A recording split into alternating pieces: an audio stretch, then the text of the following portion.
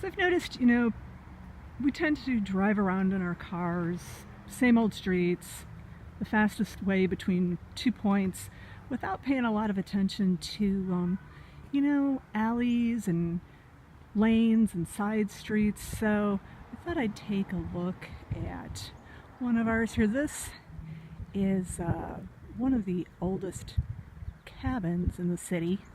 To be honest, I don't recall the history on it, but I'm going to find that out and I'll put that in the description. This is, I think, an alley, although alleys tend to be streets. This is actually Maddox Alley, and it cuts up through here. See the old stone fence, which is really common in our area. Continues along here, winds up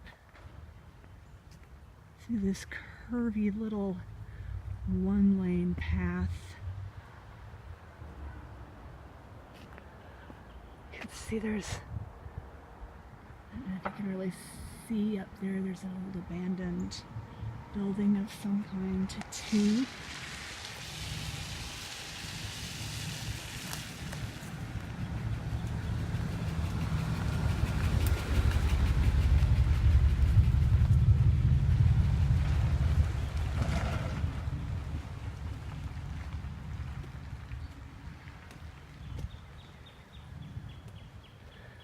As you can see, we're still getting a lot of, had a lot of rain last night, and there's just a regular little cascade coming down the hill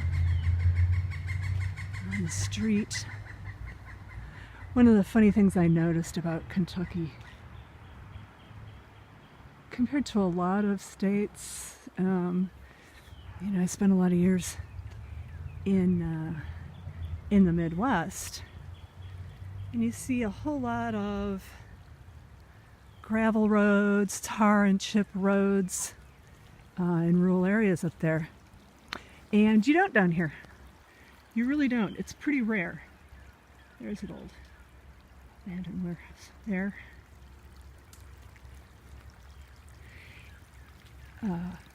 Down here, almost all the roads are blacktopped. Quiet little neighborhood here. Look at this. You can really see it's regular. It's like a little stream. When we get heavy rains, the water comes out of the sides of hills just like a waterfall. It's sort of strange. It's another old stone fence. Kind of almost terraced up through here to try to hold the hillside where people have built homes. An old house here. Up here, another stone wall.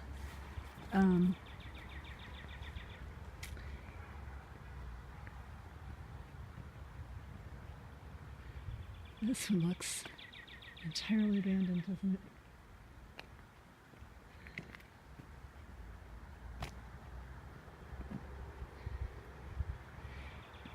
It's kind of funny how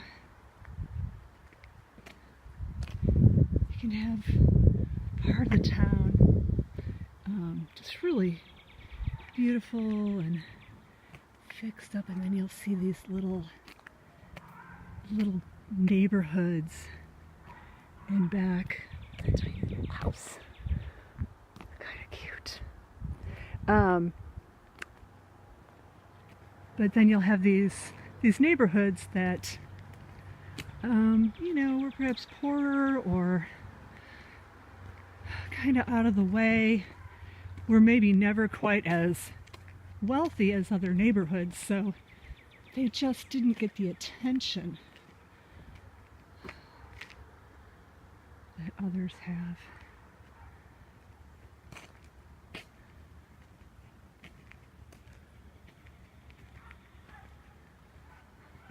Looks like there was a house here at one time. You can see this little driveway there. It's funny how they would actually build garages like out over the side of the hill, and the house and everything. So yeah, it looks like there had been a house and stuff back here that was torn down. This is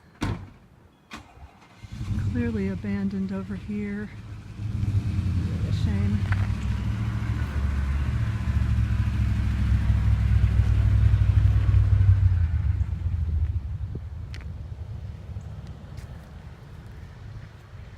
So we're gonna go on up here.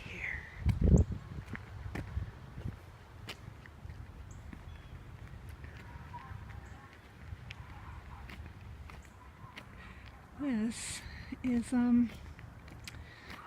a historical spot. I'll take you up here so we can see the sign. It's got a state historic marker on it.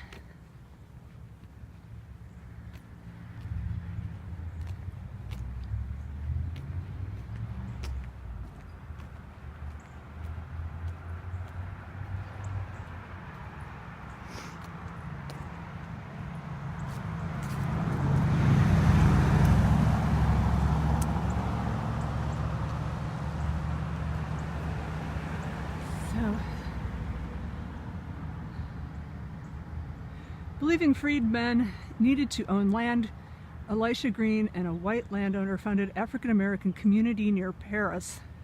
Politically active, he was chosen a vice president of the Kentucky Negro Republican Party at Lexington Convention in 1867. He remained a dynamic force in Baptist churches in Maysville and Paris until his death in 1889.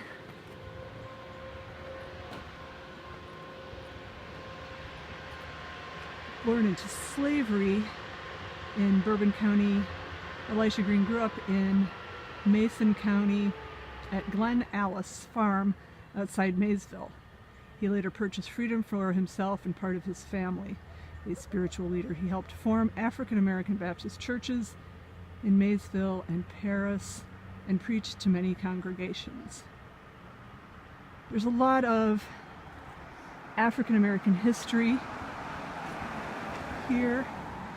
So this, I believe, was a spot where one of his churches stood at one time, is why this particular monument was put here. And this is this snaky little road going up the hill was the main entrance to the city at one time, and it was built along what's called a buffalo trace, and that's the path that herds of bison took going up the hill toward Paris and then to Lexington. The town was originally called Limestone,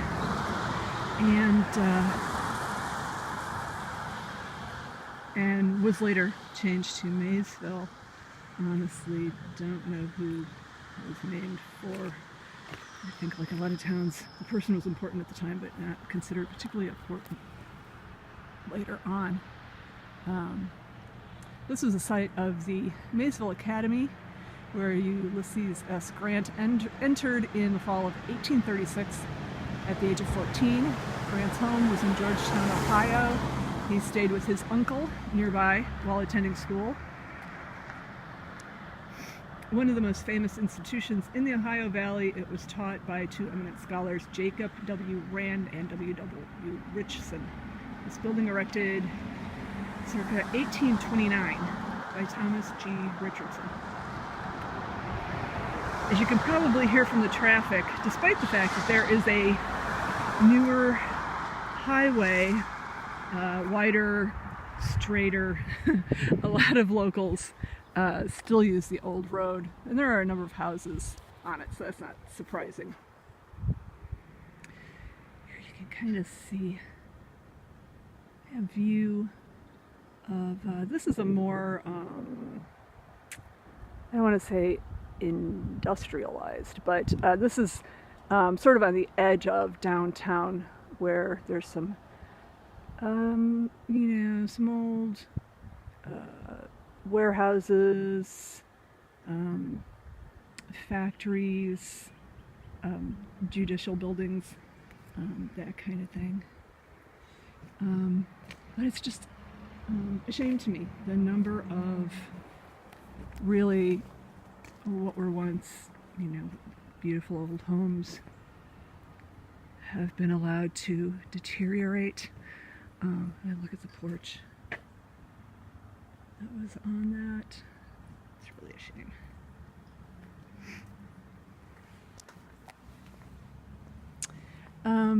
The big white building here is called Bierbauer House. Bierbauer House is particularly historic. The family who owned it were, of course, white folks, but they were part of the Underground Railroad. So this house has some really amazing history to it, and it now houses the National Underground Railroad Museum. And maybe we'll get a chance sometime to go in there. See if they'll let me film sometime. That would be really amazing. That's wonderful stories, and just amazing history. There's a lot of history in this area about the Underground Railroad and just African American history in general. Some really amazing African Americans who helped others cross into Ohio for freedom, and some white folks who helped them do that. But it's the history of African Americans. This is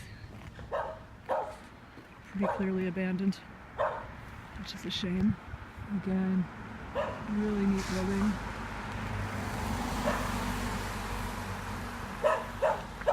Some lovely places over here. Better taken care of. That's apparent. Nice neighborhood though. This is really, really on the edge of downtown here. What we're seeing. Streets here tend to be very, very hilly. As you can see, you kind of see how much lower buildings are on this side of the street. It's the Presbyterian Church on 3rd Street. We are on 4th Street. I like this house. It's really cool, I think. And it's for sale. I don't think I could afford it. Just a thought I have, Coming up here, this huge building is Hayswood Hospital. Hayswood Hospital has a long history. At one time, it was the only hospital in the area. When I say in the area, I mean, in probably 7 counties, this was the hospital that people went to. And that meant, for emergencies, for whatever. And in, I believe it was 1984, they built a new They built a new medical center closer to the new highway, up at what we call on top of the hill, which is above the valley that we're now in.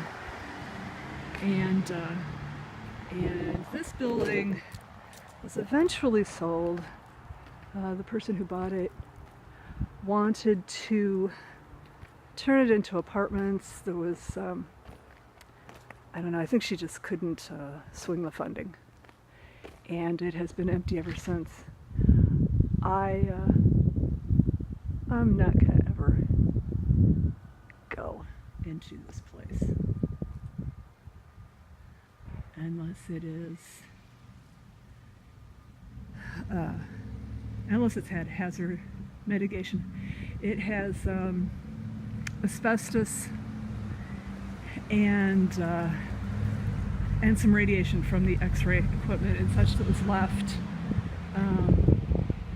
You know, if you want to see the inside of this place, just look for Hayswood Hospital on YouTube, because a lot of people have explored it, and honestly, it's just a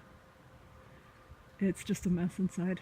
You know, I've seen, and it's not good. Now this house across the street, I think, is just really amazing. Well, could be amazing. I think so. It was a really lovely house at one time, and I hope at some point the people who own it can be convinced to sell it, because it really should be renovated and you know, and restored. I mean, you can see it's got just some really really neat features, the cornices and the woodwork up at the top. It looks like there's a stained glass window in it, and it could just be a really lovely place. Now, some of these places are taken care of better than others. You know, I think they're some of them are rental units, some of them are owned, but nice. You know, for the most part, they don't need a lot of work. You know, maybe a new tin roof and some paint and new shutters, but you know, not at all bad. Well, it looks like this first one's actually empty, which is kind of surprising. This could, you know, could use a coat of paint. It's got some neat shingle siding on it, original wood and brick. This one, I wanted you to see. Oh, look at how that's. Can you see how that is separating from the building itself? It's kind of frightening. But I wanted you to see these tiles, because these tiles are really, really pretty. Look at this.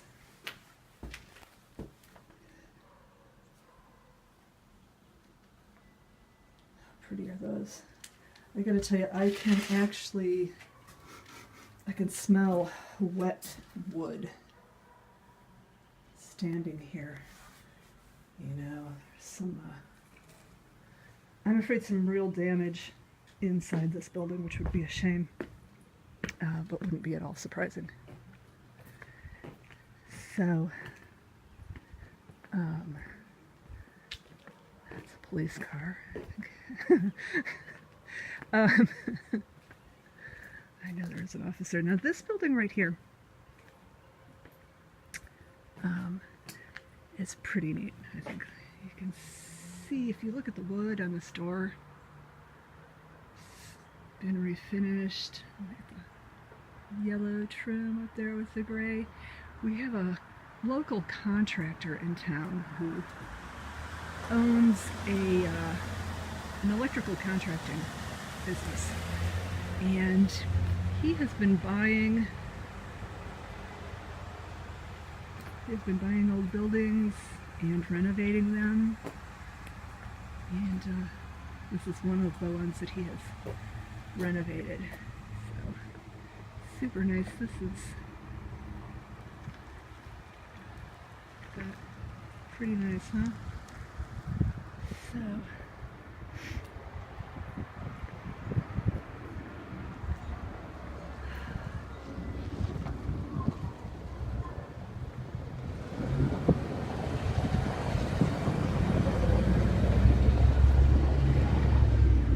this is, I love this house too. Really, really cool. We actually looked at this house when we first moved here. It's actually two houses together, and it was just beautiful inside. There was a lot of, I don't know if you can see stained glass in the upper parts of the windows, and spindle work in the doorways and such. Really lovely. And unfortunately there was a fire. I don't know how much damage was done to the woodwork and stuff, but really unfortunate, really unfortunate. And so you can see here, this is the back of the building that has been renovated. It's just amazing what can be done with these old places. So people have the skill and the money, because it is, honestly, it's not cheap. If only it were. Because these places really requires a lot of work, and we hope that he is able to do more. Oh, this is the Baptist church.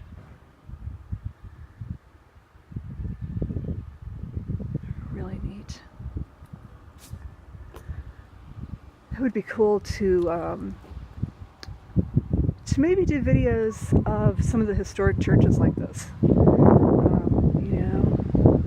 See if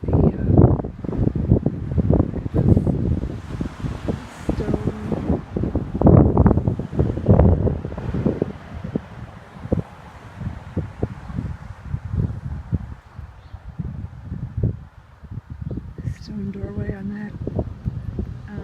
So if you'd be interested in seeing the inside of these old churches, let me know, because I think that would be a neat thing to do.